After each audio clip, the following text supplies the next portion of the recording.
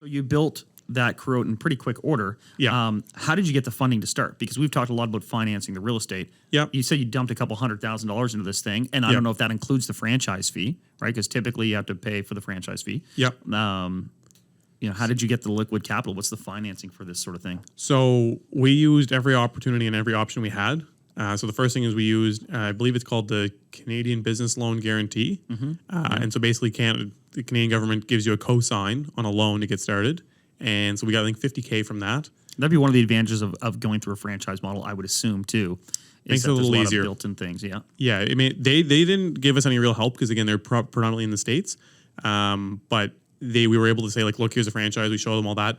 And it was a lot easier to jump through most of the requirements there. In general, it's not a crazy difficult process to get the money. But they partner with the local bank and they give it to you. So we got that, 50 grand. We financed the franchise fee. So to reduce some of the upfront. Standard personal loan type deal? Yeah, exactly. Standard personal loan. I think they gave us like a 50% loan. So the other 50% we had to put up. We financed the vehicles. We financed the equipment.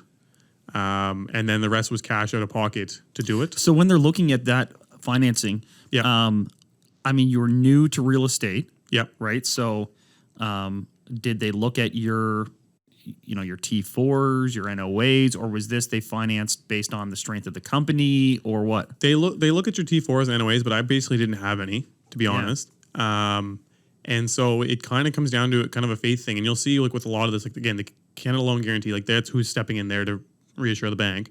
For these leases on the vehicles, I mean, like they say, they'll approve anyone. So they were willing to approve it with some certain requirements of down payments and stuff like that. But it's kind of like the person who leased our gear, it's a small company of like 2 or 3 people. And really the main guy, it's literally his money that he's giving out to lease the gear. Like, we couldn't go into some big Jim Pattison leasing and be like, hey, I'm buying $75,000 of gear and I made $4,000 last year. Right. He's gonna be like, aha. Right. So there's a huge leap there. When I was broke, I had rich habits. When I was broke, I had rich habits.